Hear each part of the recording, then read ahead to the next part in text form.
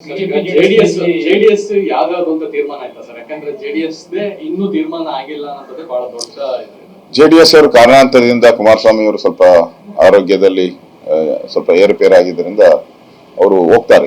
Mostly ಇನ್ನೊಂದು 2-3 ದಿನದಲ್ಲಿ ಅವರು ಡೆಲ್ಲಿಗೆ ಹೋಗ್ಬೋದು. ಅವರು ಯಾವ ಸೀಟನ್ನ ಪಡಿತಾರೆ ಅದನ್ನ ಬಿಟ್ಕೊಡುವಂಥದ್ದಕ್ಕೆ ನಮ್ಮ ಕೇಂದ್ರದ ನಾಯಕರು ಮಾತಾಡ್ತಾರೆ. ಉಳಿದಂತ ಎಲ್ಲ ಸೀಟ್ಗಳು ಬಿಜೆಪಿ ಸ್ಪರ್ಧೆ ಮಾಡ್ತಾರೆ. ಇಲ್ಲ, ಚರ್ಚೆ ಆಗಿದೆ. ಅಭಿಪ್ರಾಯ ಇನ್ನೂ ಫೈನಲೈಸ್ ಆಗಿಲ್ಲ. ಚರ್ಚೆ ಆಗಿದೆ, ಯಾವ್ಯಾವ ಸ್ಥಾನಗಳು ಬಿಟ್ಕೊಡ್ಬೇಕು ಅನ್ನೋದು ಚರ್ಚೆ ಆಗಿದೆ, ಇನ್ನು ಫೈನಲೈಸ್ ಆಗಿಲ್ಲ.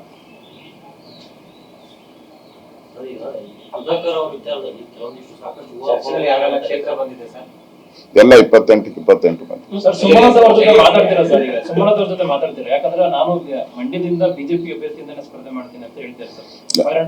ನನಗೆ ಅದ್ರ ಬಗ್ಗೆ ಮಾಹಿತಿ ಇಲ್ಲ. ಅವರು ನಮ್ಮ ಬಿಜೆಪಿಯ ಸರ್ಕಾರಕ್ಕೆ ಬೆಂಬಲ ಕೊಟ್ಟಿದ್ದಾರೆ. ಅವರು ಪಾರ್ಟಿ ಸೇರ್ಬೇಕಾಗಿದ್ರೆ 6 ತಿಂಗಳು ಮುಂಚೆ, ಅಂದ್ರೆ ಗೆದ್ದ 6 ತಿಂಗಳು ಒಳಗಡೆ ಸೇರ್ಬೇಕಾಯ್ತು. ಅವರು ಸೇರಕ್ ಆಗ್ಲಿಲ್ಲ ಕಾರಣಾಂತರದಿಂದ. ಅವರು ಈಗ 1 ವರ್ಷದಿಂದ ಸೇರಿದ್ದಾರೆ. ಸೊ ಅದನ್ನ ತೀರ್ಮಾನ ಮಾಡುವಂಥದ್ದು ಕೇಂದ್ರದ ನಾಯಕತ್ವ, ನಾವಲ್ಲ ತೀರ್ಮಾನ ಮಾಡೋದು. ಅದರಿಂದ ಕೇಂದ್ರದ ನಾಯಕರು ಮಂಡ್ಯ ವಿಚಾರದ ಬಗ್ಗೆ ಏನ್ ತೀರ್ಮಾನ ಮಾಡ್ತಾರೋ ಅದಕ್ಕೆ ನಾವು ಬದ್ಧರಿದ್ವಿ. ಈ ಸರಿನೂ ಕೂಡ ಬಿಜೆಪಿಯಲ್ಲಿ ಮಂಡ್ಯದಲ್ಲಿ ಕಳೆದ ವಿಧಾನಸಭೆಯಲ್ಲಿ ಮತಗಳ ಸಂಖ್ಯೆ ನಮ್ಮದು 4 ಪಟ್ಟು ಜಾಸ್ತಿ ಆಗಿದೆ. ಮೊದಲೆಲ್ಲ 5-10 ಸಾವಿರದ ಒಳಗಡೆ ಇರ್ತಿದ್ದು, ಈಗ 45,000ದವರೆಗೂ ಹೋಗಿದೆ.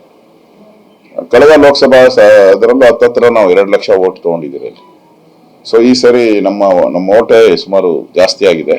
ಮತ್ತೆ ಜೆಡಿಎಸ್ ಅಲ್ಲಿ ಪ್ರಬಲವಾಗಿರೋದ್ರಿಂದ ನಮ್ಮ ಇಬ್ಬರ ಶಕ್ತಿ ಸೇರ್ತಾರೆ.